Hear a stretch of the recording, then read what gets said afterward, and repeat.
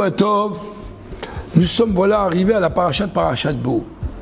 Tout le monde le sait, c'est une parasha particulière. Nous sommes dans les 3 dernières plaies, dont la dernière, c'est la mort des premiers-nés, qui va s'abattre sur l'Égypte. Mais évidemment, Dieu va demander au peuple juif de se protéger de cette plaie. Il va leur demander 2 mitzvot, qui est la circoncision pour les hommes, et également le sacrifice pascal, le garder pendant 4 jours, et le 14 au soir, le sacrifier. Mais à partir de ce moment, dans cette paracha, c'est réellement la sortie, entre guillemets. La semaine prochaine, c'est la traversée de la mer, certes. Mais c'est là où HaKadosh Baruch Hu va nous donner le moment de sortir réellement d'Égypte. Il est intéressant de voir que Moshe Rabbeinu va demander à Pharaon également des animaux, des sacrifices qu'il va offrir également à HaKadosh Baruch Hu. Il y avait une fois une histoire d'un Rav, Even Israël, tout le monde le connaît. Ce Rav, c'est celui qui a traduit le Talmud de l'araméen en hébreu, le premier, en langue accessible à tout le monde. Le Rav Stenzalz, Even Israël. Il avait beaucoup de projets. Et il travaillait du matin au soir, très tard. Et à un moment, il a exposé au Rabbi Lubavitch tous ses projets, et il a demandé lequel que j'enlève parce que je ne vais pas pouvoir les faire. Non seulement le Rabbi lui a dit, tu enlèves rien, mais tu vas rajouter un projet. La stupéfaction, elle est que les gens ne sont pas énervés. Moi, je demande quelque chose au Rabbi, comme quoi, qui me permet de pouvoir faire les choses bien, que je ne sois pas surchargé, et je ne vais pas pouvoir le faire. Le Rabbi dit non seulement que tu enlèves rien, mais tu rajoutes. Les gens ne se sont pas énervés. Ils ont accepté ça avec beaucoup d'amour. Et c'est ce qui s'est passé.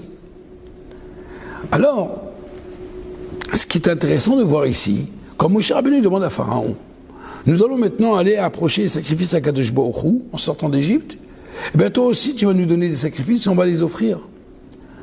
Pourquoi il a besoin d'autres animaux, Moshe Rabbeinu? Il dit, on ne sait pas, peut-être que Dieu va nous demander plus. Depuis quand Kadosh Baruch Hu il demande des choses qu'on n'a pas? Dieu, il sait très bien ce qu'on a. Dieu, il demande à une personne seulement quelque chose qu'il peut faire. Il ne demande pas quelque chose qu'il ne peut pas faire. Donc, lorsque Dieu, il demande les 613 mitzvot, faire Shabbat, manger kasher, etc., on ne doit pas s'inquiéter. Il sait très bien que Dieu, il nous demande quelque chose, c'est qu'on peut le faire. Si on le fait pas, c'est parce qu'on a du mal à le faire. C'est parce qu'on a une forme de fainéantise. On a une forme de non-compréhension de la mitzvah, etc., Toutes les raisons possibles imaginables. Mais en vérité, dans l'absolu, si Dieu me demande de faire quelque chose, c'est sûr que je peux le faire. Moshe Rabbeinu, a priori, pourquoi il a besoin de plus? Puisqu'il sait très bien que Dieu va pas lui demander plus. En vérité, Moshe Rabbeinu, c'est pas que, évidemment que Dieu va pas demander plus. Mais parfois, nous avons des capacités. Nous avons un potentiel. Et nous faisons des choses. Mais nous ne savons pas, la vérité, quel est le potentiel que nous avons. Et parfois, on n'utilise pas tout le potentiel qu'on a. La preuve. Des gens, avant de faire un projet, ah non, je ne vais pas arriver, non, c'est trop dur, c'est difficile, je ne vais pas arriver. Et finalement, 3 mois plus tard, 6 mois plus tard, ils ont construit une choule, un bet raban, un mikvé, une école. Et quand ils s'imaginent à un moment, ils regardent en arrière, ils disent, mais il y a quelques années, j'ai dit que je ne pouvais pas. Il y a quelques années, je disais pas les moyens. Il y a quelques années, je disais, c'est pas possible, c'est pas pour moi. Et finalement, quelques années plus tard, il y a ce qu'il faut. C'est pourquoi? Parce que nous avons un potentiel, mais nous ne l'avons pas mis dans l'action. C'est ce que Moshe Rabbeinu veut nous apprendre. Pas du tout. C'est pas qu'on a besoin. Dieu va nous demander quelque chose en plus qu'on n'a pas. Pas du tout. Dieu va nous demander en plus ce qu'on a en nous, mais qu'il faut le faire. C'est la raison pour laquelle il faut jamais, malheureusement, il faut jamais perdre le potentiel qu'on a.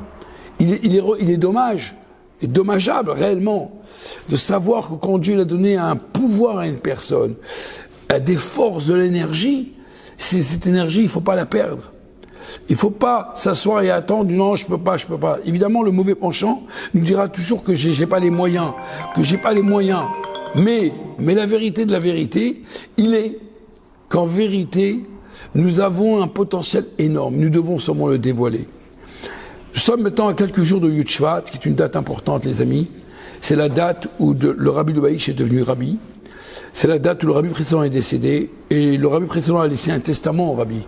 Un Mahamar bâti les gagnés à Chotikala, dans Shir HaShirim, je suis venu dans mon jardin et ma sœur est fiancée, qui symbolise un peu, je suis venu dans mon jardin. Je suis venu dans mon jardin, ça veut dire en vérité, quand je m'ouvre, nous devons tout faire pour que Dieu revienne chez lui. Nous l'avons chassé de chez lui, suite à des erreurs. Et aujourd'hui, Dieu merci, qu'est-ce que nous faisons? Nous ramenons Akadosh Baruch Hu dans ce monde, dans sa propre maison. Et pour cela, comment on fait?